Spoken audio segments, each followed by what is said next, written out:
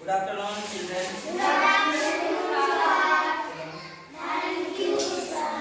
देखिए, आज का जो टॉपिक है, आज का टॉपिक है प्रकृति से लिया गया है। इसका टॉपिक है पौधे के भाग। इसको अंग्रेजी में कहते हैं parts of the plant. Part means होता है भाग, ऑफ मीन्स काटने के, और प्लांट मीन्स होता है पौधे या पौधा। तो पौधे के भाग के बारे में आज हम लोग जानेंगे। इस पौधे में कितने भाग होते हैं, उसके क्या क्या कार्य होते हैं, उसके बारे में आप जानेंगे। ठीक है ना। पौधे के 5 भाग होते हैं। कौन कौन से? पहला भाग होता है, नीचे से चलेंगे, रूट। रूट को हिंदी में जड़ कहते हैं। दूसरा भाग कौन सा है? स्टेम। स्टेम मीन्स होता है तना। तना मतलब समझ लीजिए कमल। और तीसरा है लीव्स, यानी कि पत्तियां। पौधे में पत्तियां भी होती हैं। हाँ, तीसरा भाग। चौथा भाग कौन सा है? फ्लावर। फ्लावर मीन्स होता है पुष्प, यानी कि फूल। और यह प्लांट कहने की पौधे का सबसे आकर्षक भाग होता है फूल। कौन सा होता है? आकर्षक भाग होता है, यानी कि अट्रैक्टिव पार्ट होता है। अब पांचवा क्या है? फ्रूट। फ्रूट मीन्स होता है फल। ठीक है।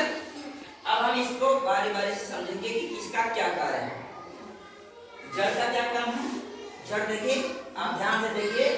जड़, इसमें जड़ें मोटी की जड़ें हैं, और मोटी जड़ों में देखिए रोम जड़ें निकली हुई है, पतली पतली सी। इनको लेबर रूट कहते हैं, श्रमिक जड़ें कहते हैं।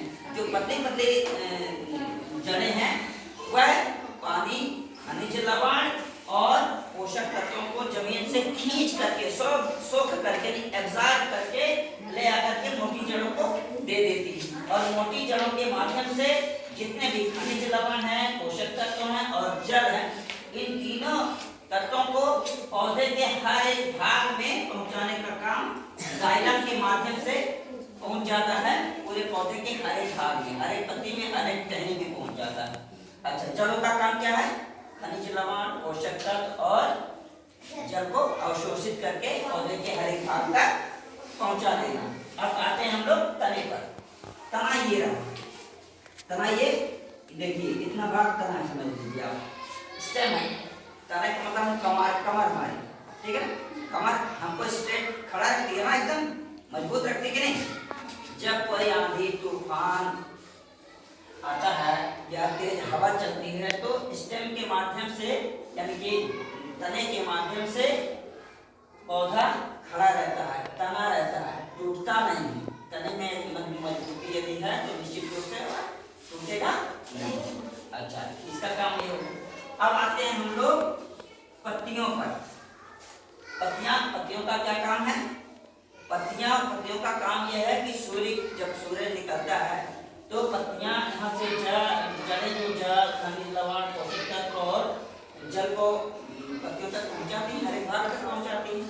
तो जब सूर्य की रोशनी निकलती है तो पत्तियों के माध्यम से पौधा अपना भोजन बनाता है। क्या बनाता है?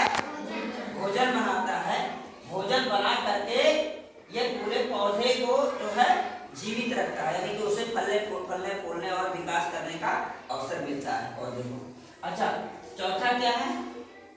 चौथा फ्लावर।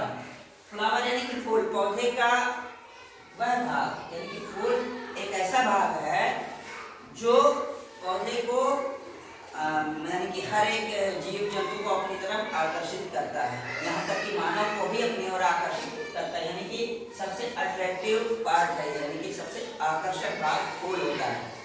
अच्छा, फूल से ही 2 प्रकार के फूल होते हैं। एक स्त्री केसर होता है, एक पुंकेसर होता है। जो स्त्री केसर पुष्प होता है उसमें फल आ जाते हैं। फल आने के बाद वह फल जब कच्चा रहता है, कच्चे के बाद वह पकता है, धीरे धीरे पकने के बाद यही फल एक नई बीज को जन्म देता है। इसमें एक नई बीज होती है, वही बीज फिर पुनः नए पौधे को जन्म दे देता है, अंकुरित होता है और वह पौधा फिर बड़ा हो जाता है। तो इस तरह से हमने देखा और जाना कि पौधे के 5 भाग होते हैं और पांचों भागों में कौन कौन सी कार्य हैं, आप लोग जान गए कि नहीं? जड़ का क्या काम है?